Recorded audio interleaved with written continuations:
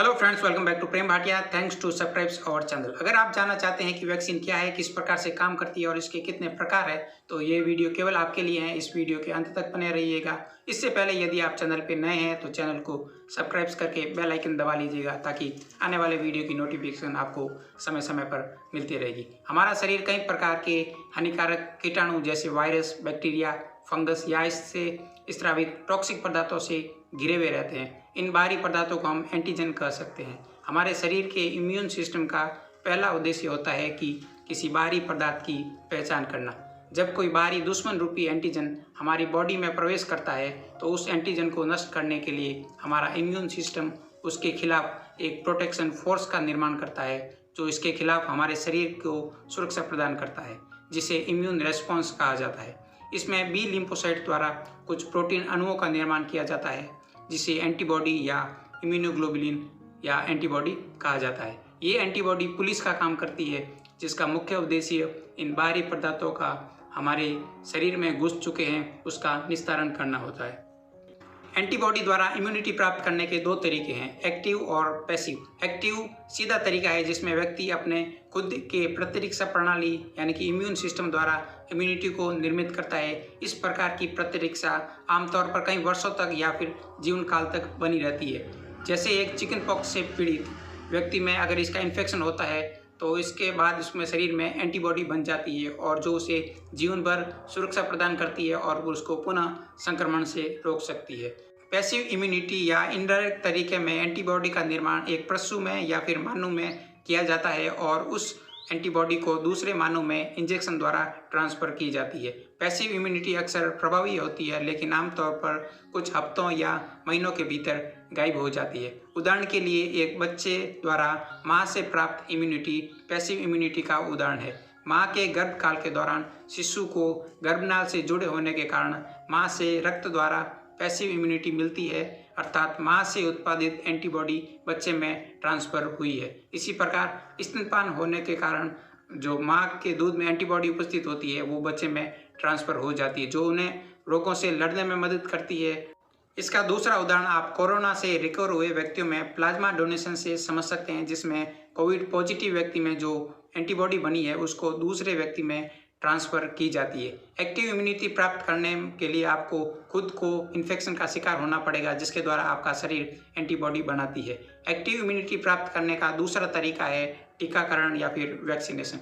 टीकाकरण कुछ बीमारियों के प्रति प्रतिरक्षा बनाने का एक तरीका है। यह मारे गए या फिर कमजोर किए गए रोगाणुओं की छोटी सी मात्रा का उपयोग किया जाता है, जो कि कोई बीमारी को पैदा करता है या बीमारी का कारण है। टीके इम्यून सिस्टम को उत्तेजित करने के लिए इस प्रकार से प्रतिक्रिया करते हैं जैसे कोई रियल अटैक हो। यह संक्रमण को दूर करता है और रोगाणुओं को याद रखता है, अर्थात यदि रोगाणु शरीर में फिर से प्रवेश करता है तो उसे लड़ सकता है।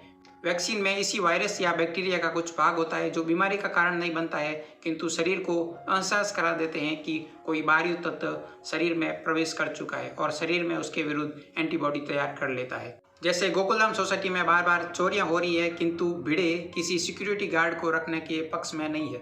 जेठालाल किसी फेक चोर के माध्यम से उसे एक टीका लगाता है, फेक चोर रूपी, और इस चोर के कारण जो भिड़े है वो एक सिक्योरिटी गार्ड रखना मान लेता है।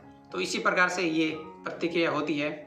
जब एक बार किसी व्यक्ति का टीकाकरण हो जाता है तो विशिष्ट प्रतिरक्षा कोशिकाएं, जिन्हें मेमोरी सेल कहा जाता है, भविष्य में उस बीमारी का सामना करने के लिए पुनः संक्रमण को रोकती है। हालांकि सभी टीके आजीवन प्रतिरक्षा प्रदान नहीं करती है। जैसे टीटी यानी कि टिटनेस का टीका हर 10 साल में बूस्टर खुराक की आवश्यकता होती है।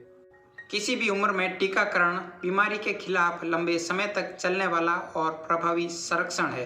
बच्चों में टीकाकरण करना महत्वपूर्ण है और ये सुनिश्चित करने में मदद करता है कि उन्हें बीमारी से लड़ने में टीकाकरण न केवल बचपन में बल्कि बड़ी उम्र में भी महत्वपूर्ण है। ऐसा इसलिए क्योंकि बचपन का टीकाकरण कुछ रोगों जैसे टिटनेस, डिप्थीरिया के खिलाफ आजीवन प्रतिरक्षा प्रदान नहीं करता है। जिन एडल्ट को बचपन में टीकाकरण नहीं किया गया था उन्हें संक्रमण का खतरा हो सकता है और वे दूसरों को संक्रमित कर सकते हैं। उदाहरण के लिए जो वयस्क डीपीटी से बीमार हो जाते हैं वे दूसरे शिशुओं को संक्रमित कर सकते हैं जिनका टीकाकरण नहीं हुआ है। अब सवाल यह भी है कि वैक्सीन कितने प्रकार की होती है। वैक्सीन को मुख्य रूप से दो भागों में बांटा गया है, लाइव वैक्सीन और इनएक्टिवेटेड वैक्सीन। लाइव वैक्सीन में कमजोर किए गए जीवित वायरस या बैक्टीरिया का उपयोग किया जाता है, जो शरीर में इंजेक्ट करने के बाद ग्रो नहीं करते हैं, बीमार नहीं करते हैं, किंतु इम्यूनिटी जरूर प्रदान करते हैं, जैसे MMR जैसी वायरल वैक्सीन और BCG जैसी बैक्टीरियल वैक्सीन। इनएक्टिवेटेड वैक्सीन या निष्क्रिय वैक्सीन में निष्क्रिय वायरस या बैक्टीरिया का उपयोग किया जाता है, जैसे पोलियो, हेपेटाइटिस वायरल वैक्सीन या फिर टाइफाइड और प्लेग जैसी बैक्टीरियल वैक्सीन।